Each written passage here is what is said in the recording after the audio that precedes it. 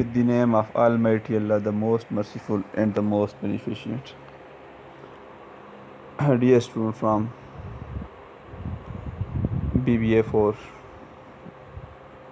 Business Finance, गुज़श्ता 2 दिनों से हम बात कर रहे हैं शॉर्ट टर्म फाइनेंसिंग के हवाले से।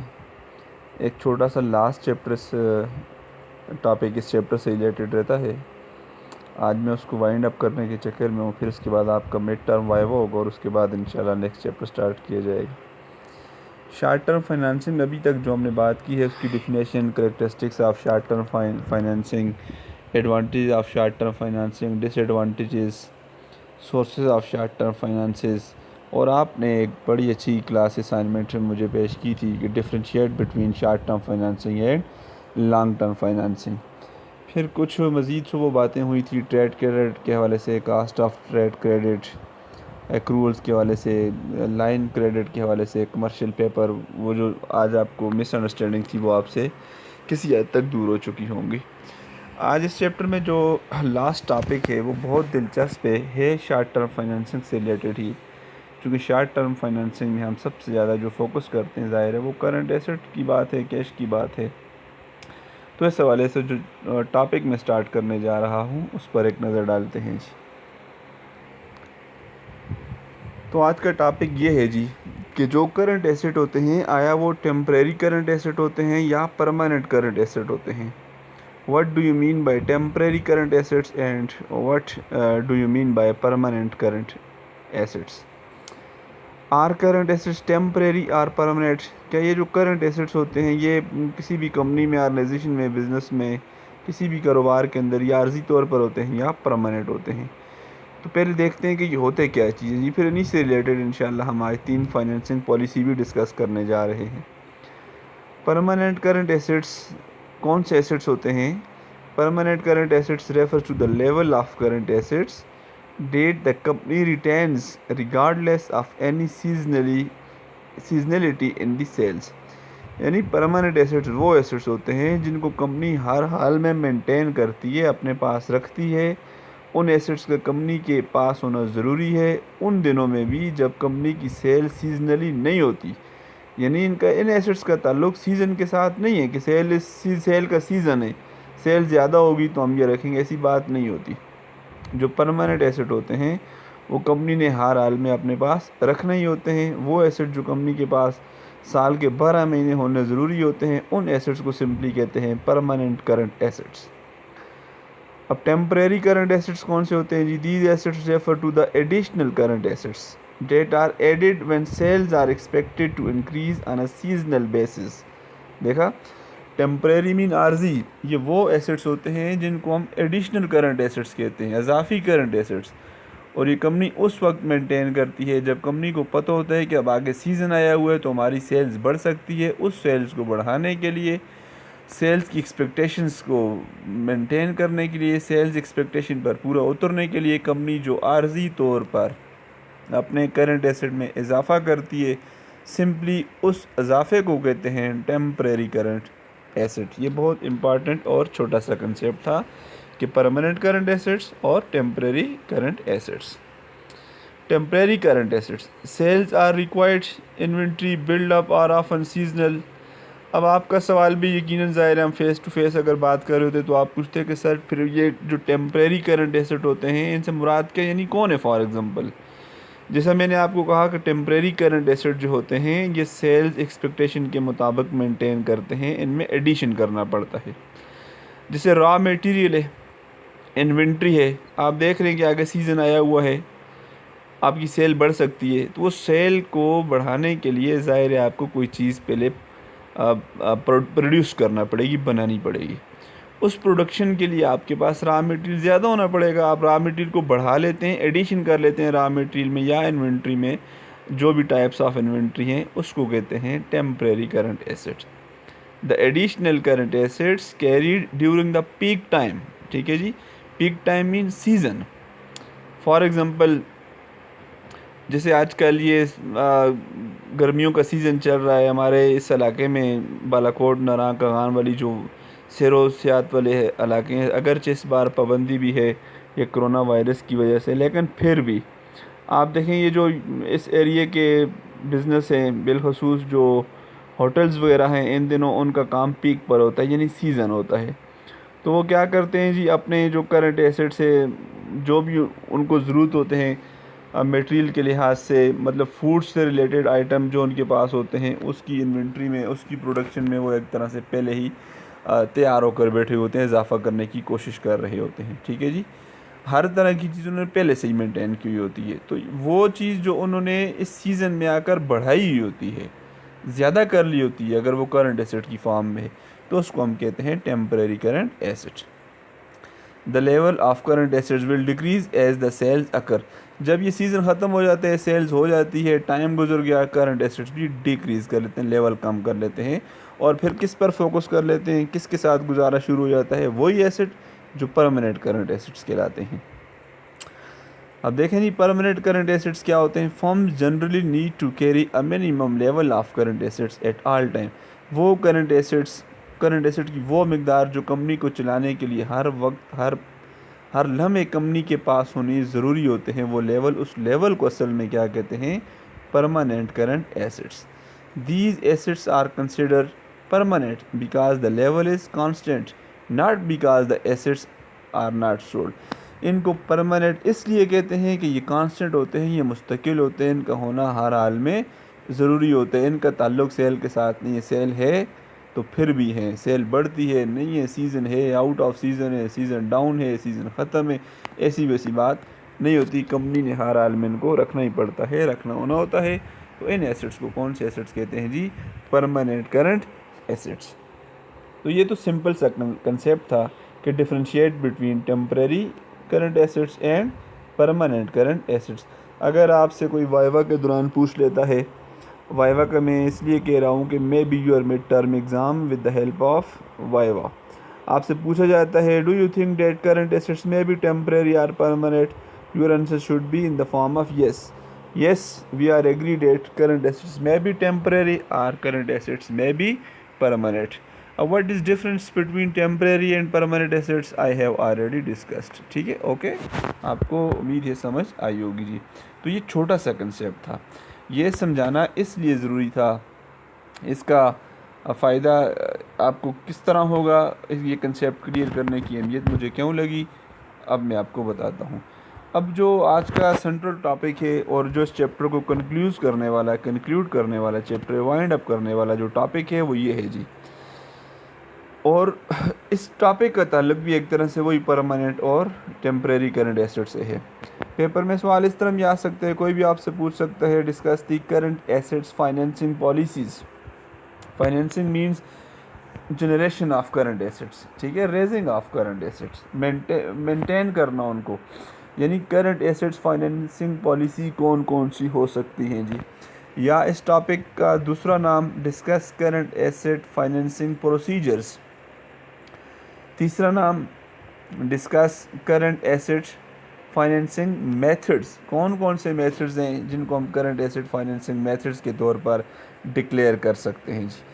तो ये देयर आर 3 टाइप्स, 3 टाइप्स हैं किसकी, करंट एसेट फाइनेंसिंग पॉलिसीज़ की या मेथड या प्रोसीजर की।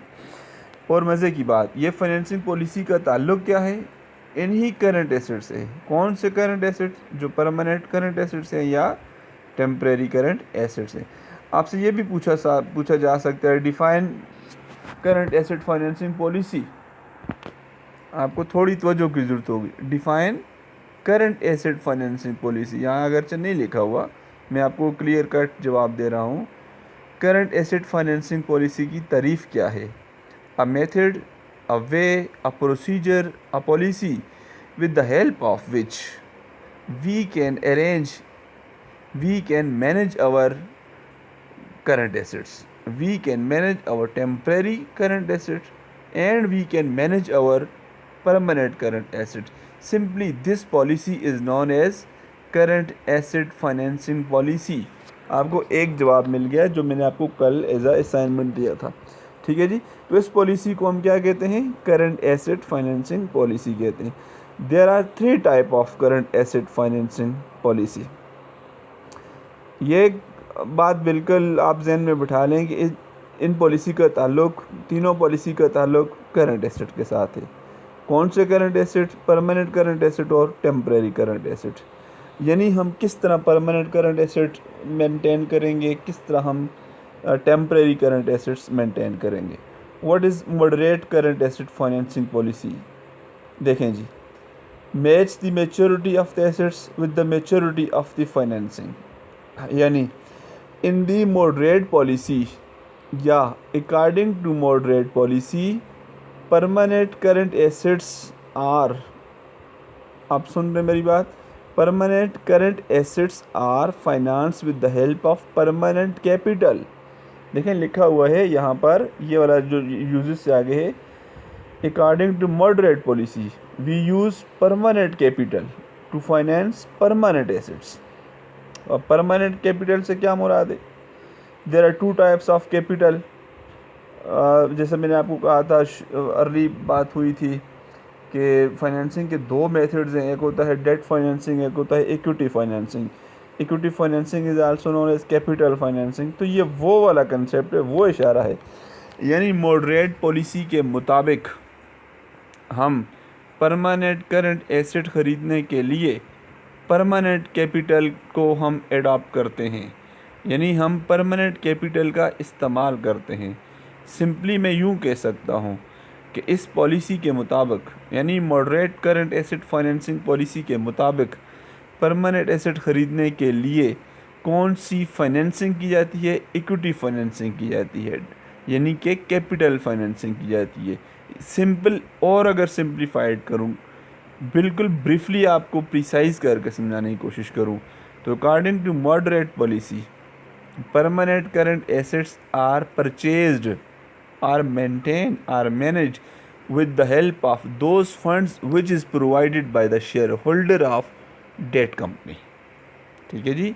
On the other hand, according to moderate policy, temporary financing is used to finance the temporary assets, means to say that according to this moderate policy, temporary assets are purchased with the help of temporary financing। And what do you mean by temporary financing? Means to say that is the debt financing, जिसको आप debt financing कहते हैं।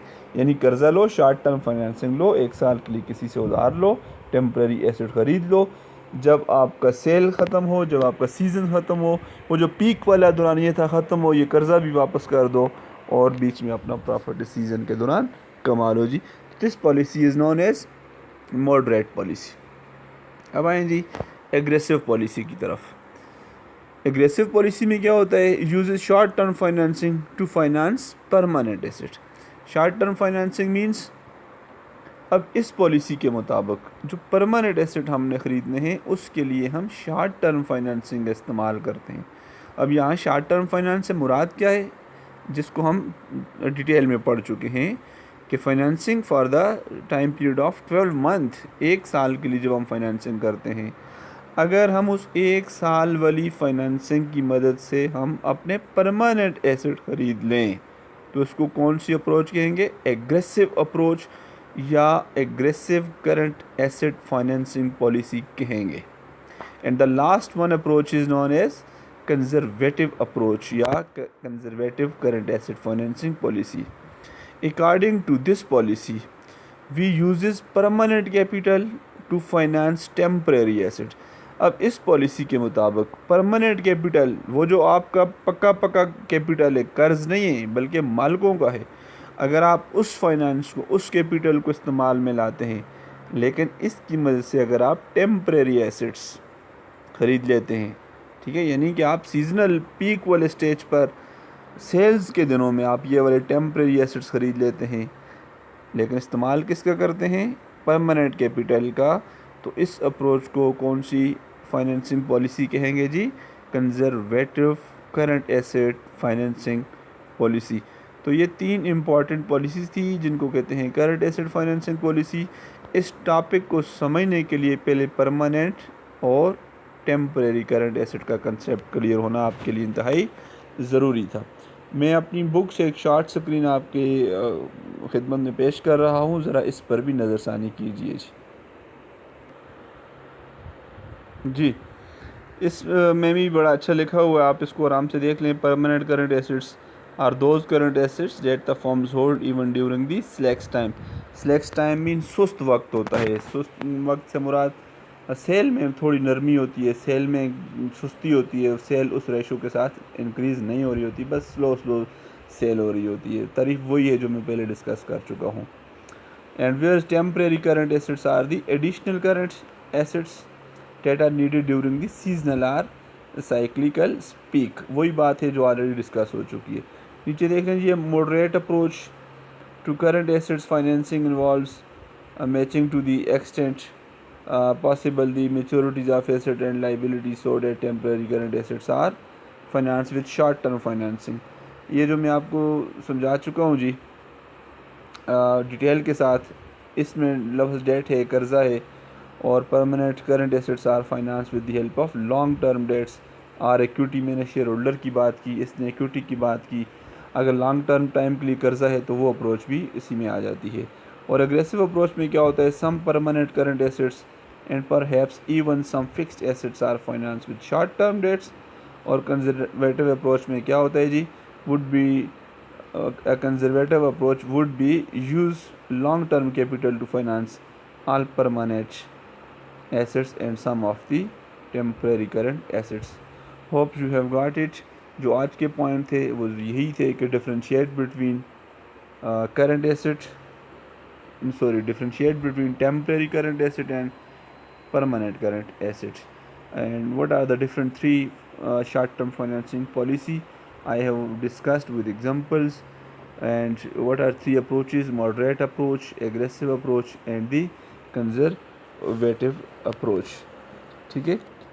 किसी भी वक्त आपको किसी भी तरह की मुश्किलात हो तो शायद मंजूर हमेशा आपकी खिदमत में हाज़िर है। आप यही वाला लेक्चर यूट्यूब पर भी जाकर किसी भी लाइफ की किसी भी स्टेज पर लाइक और कर सकते हैं, इसको चेक कर सकते हैं, वहाँ पर से भी आप इसको डाउनलोड कर सकते हैं जी। Good luck for your bright future, best wishes for you, thank you.